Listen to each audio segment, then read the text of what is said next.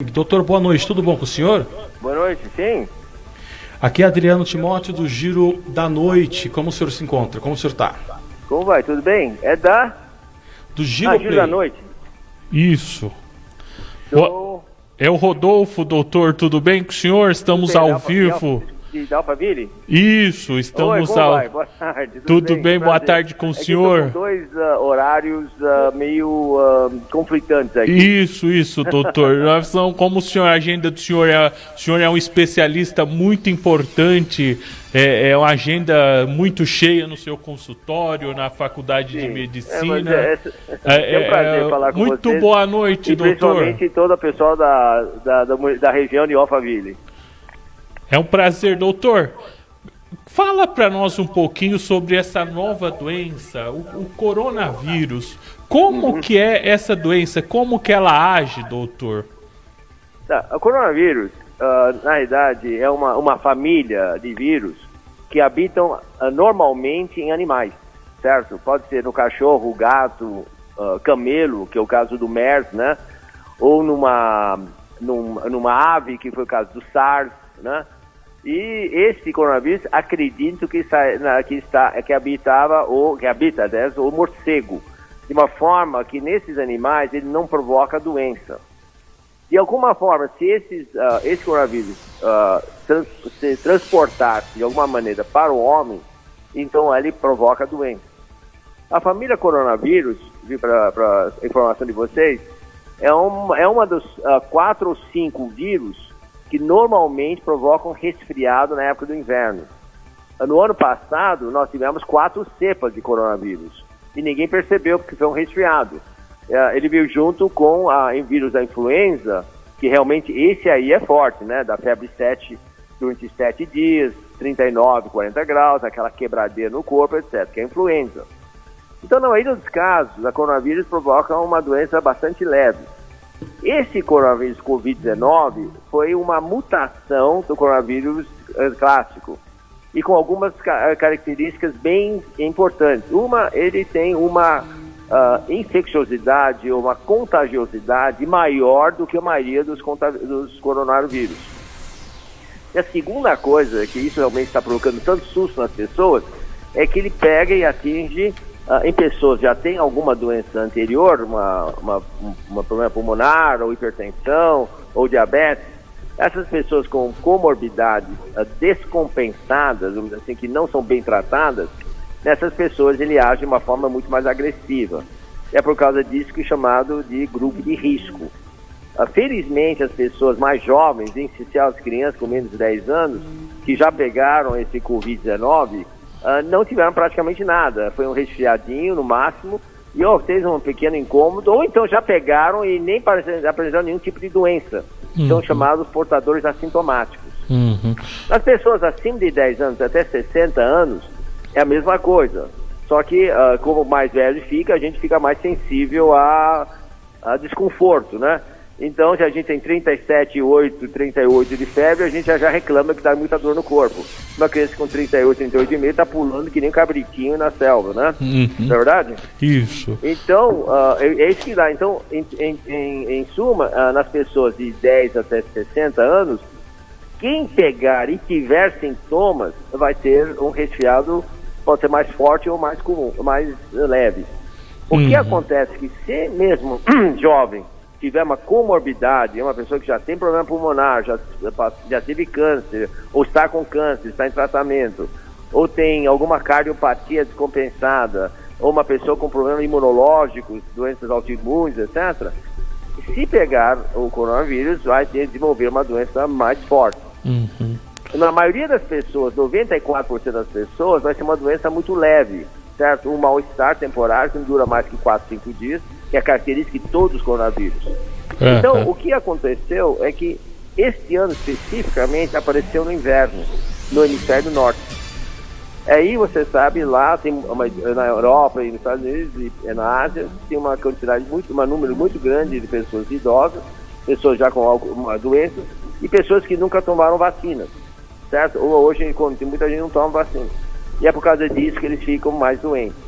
No hemisfério sul, além de ser calor, que o vírus não gosta do calor, ele gosta, ele na temperatura que nós estamos tendo, 27, 25 graus, umidade 70%, ele freia a disseminação desse vírus. Isso tem vários trabalhos, inclusive dois trabalhos recentes, um do Lancet e outro da Harvard Review, mostrando exatamente isso.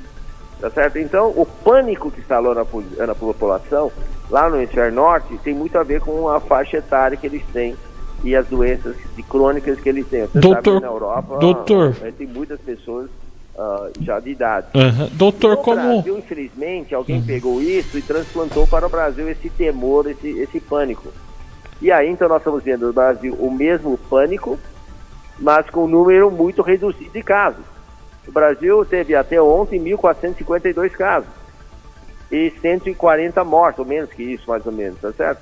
Então, 142 casos em 4 semanas de doença, esse 4 semanas é um terço, a metade dos casos diários na Itália, na Espanha, na Alemanha e na França. Todo dia tem 4, 5 mil casos. Nós, em 4 meses, tivemos 1.400 casos.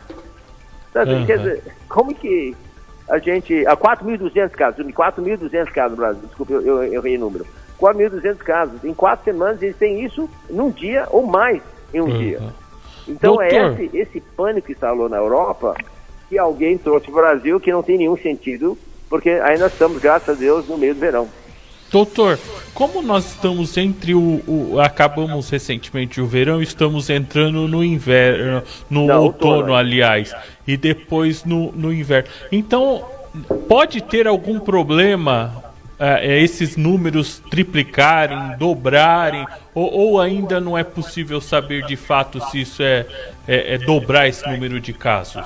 Não, perfeitamente. Nós temos como prever isso. Todos os números, a experiência de outros casos, outras epidemias que já passou, não só pelo Brasil, pelo mundo inteiro. Nós temos que usar o mesmo número e as mesmas características de progressão de doenças, né? Toda doença tem uma fase em que ele começa, né, contamina alguns números de pessoas, e quando tem um número assim, marcante de pessoas com a mesma doença, ele tem que acender um sinal amarelo, né, na vigilância sanitária, dizendo, opa, nós estamos tendo um caso aí, um cluster, né, um grupamento de pessoas com os mesmos sintomas que está evoluindo dessa maneira. Então, entre a introdução do vírus até o aparecimento desse cluster, desse grupo de pessoas, leva mais ou menos uns 10 a 14 dias. Então, quando o primeiro caso foi diagnosticado, justamente no dia 4 ou 5 de março, então nós temos certeza que os primeiros casos chegaram no Brasil junto com o Carnaval. Infelizmente, eles ignoraram a advertência do Ministério da Saúde, dizendo que chegaria o coronavírus por volta da época do Carnaval. Você sabe muito bem, né? Alguns estados promoveram o Carnaval, dizem que isso era bobagem. E justamente esses estados onde tem o maior número de casos, São Paulo, Rio de Janeiro e Bahia. Não é verdade isso? Isso. Então, São Paulo, e aí Rio, disseminou. Bahia. Agora, o importante disso aqui, exatamente, então nessa curva ele sobe, vai atingir um pico, e depois de algumas semanas ele cai. É um cone de sorvete, né, invertido. Tá certo? Certo. Dependendo do número de casos que tem por dia e por semana, o cone vai ser muito mais alto ou mais baixo. Então, você pega os cones da Europa, são extremamente altas. A Itália teve 90 mil casos, certo? A Espanha está tendo 70 e tantos mil casos. Então, o cone deles é muito alto. Agora, você pega Japão, Austrália, Brasil, Argentina, etc. É um conezinho de nada, é uma pequena coisa, até uma colininha, né, comparado com o Monte Everest. Você pode ver isso, entra no site da Organização Mundial de Saúde e vê o número de casos que eles têm e o número de casos que o Brasil tem, que a Austrália tem, que o Japão tem, etc. Isso se deve a 2 motivos. Primeiro, principalmente, é que nós temos do hemisfério sul, que nós estamos no calor, como você falou. Esse calor, tem trabalhos, 5 trabalhos publicados nos últimos 2 meses, sobre a sensibilidade do coronavírus ao calor, certo? Todos eles mostram o seguinte: a família coronavírus, eles aumentam a produção e a atividade em temperaturas frias. É como se diz, os vírus gostam do frio, para disseminar e para atuar. O coronavírus, classicamente, ele atua muito mais em temperatura de 0 a 10 graus. A partir daí ele começa a diminuir sua atividade, e a partir de 17 graus centígrados, ele realmente diminui muito a sua capacidade de infectar as pessoas. Continua infectando, mas muito menos, certo? Isso tem trabalho desde 1985, mas confirmado esse ano. Aliás, só para pessoas que podem pensar que eu estou inventando números, pega um trabalho do MIT, que é o Institute of Science and Technology. Aliás, a instituição ganhou mais prêmios Nobel no mundo, né? Eles constataram, publicaram isso no jornal dessa semana passada, certo? Que temperaturas acima de 17 graus freiam o desenvolvimento e disseminação do coronavírus, certo? É o mais recente.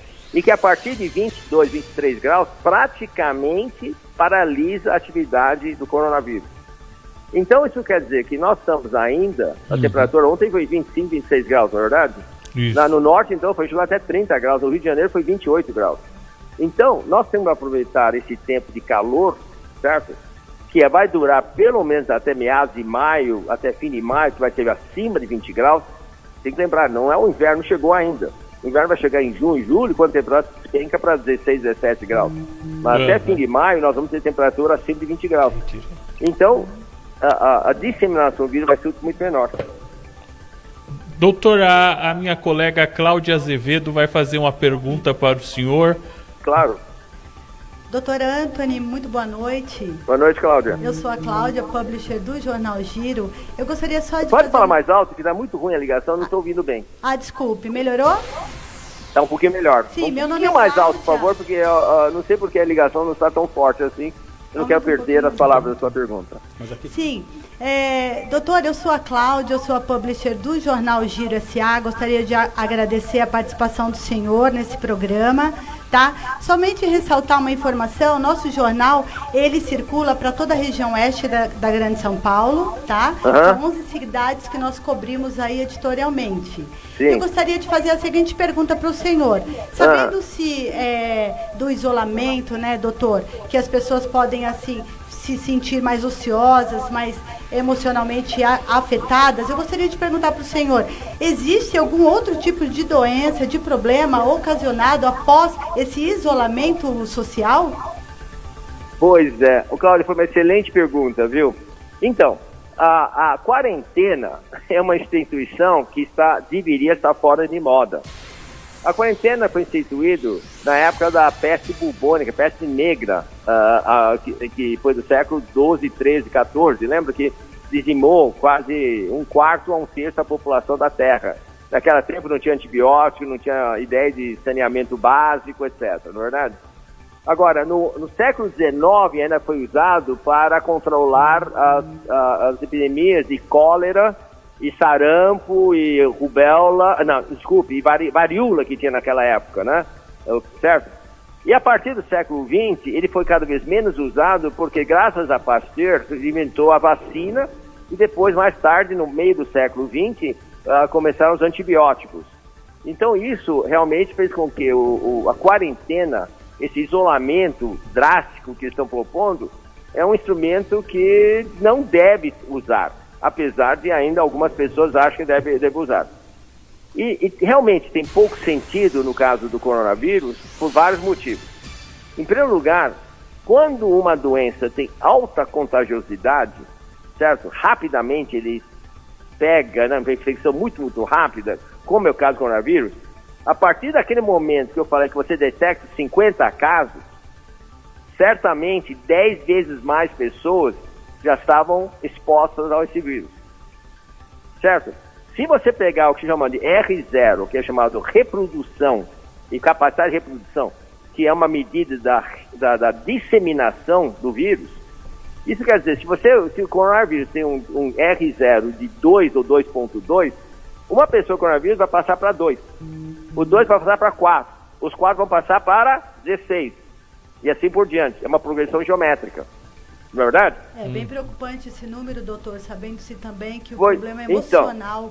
Então, fala mais alto que eu não estou ouvindo bem. É muito preocupante esse número que o senhor passou pra gente. O senhor relatou, inclusive a questão emocional é o que preocupa a muitas pessoas, as pessoas isoladas, ociosas, pois é. Né, pensando no mas eu vou... Ontem mesmo tivemos um relato de uma Claro. pessoa que se suicidou. É muito triste essa realidade que estamos vivendo. Exatamente. Depressão, Mas pânico. deixa eu responder essa pergunta um pouquinho melhor.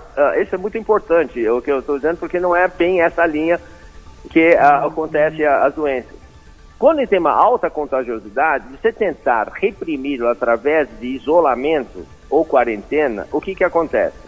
Você fecha isso dentro de um círculo, uma posição, essas pessoas contaminam e você não permite que as pessoas lá fora recebam esse vírus para ficar imunes. Quando toda doença, infelizmente, é difícil vocês entenderem isso, mas é o clássico de qualquer doença.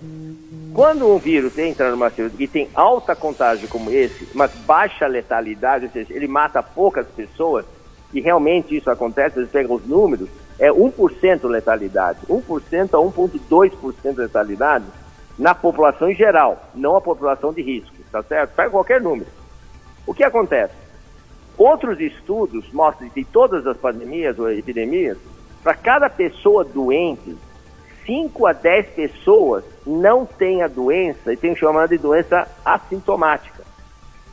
Então, é necessário que você deixe a doença correr de uma certa forma controlada para que você aumente o número de pessoas imunes.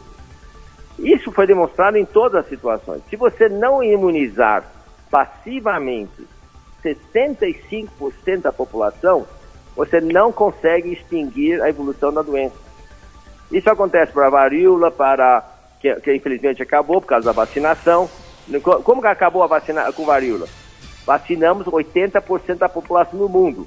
E com isso acabou, não tem mais varíola no mundo. Não vacinamos 100%, vacinamos 80%. Então, isso é uma verdade médica. E o que aconteceu na China? Vamos fazer na China. Por que em Hubei, por exemplo, a província começou, certo? Eles têm, foi 80 mil casos, não é verdade, Cláudia? 80 mil casos. Você sabe a população de Hubei? 60 milhões. Então, 80 mil pessoas, 60 milhões, por que não pegou 40 milhões de pessoas se for uma doença tão contagiosa? É apenas 80 mil pessoas. Então, quer dizer, 59 milhões, 928 mil pessoas não pegaram a doença. Não, senhor. Eles vão fazer testes de campo anticorpos e descobriram que 50% das pessoas já tinham anticorpo sem ter tido a doença. É por causa disso que está levantando a quarentena em Hubei a semana passada. Uhum.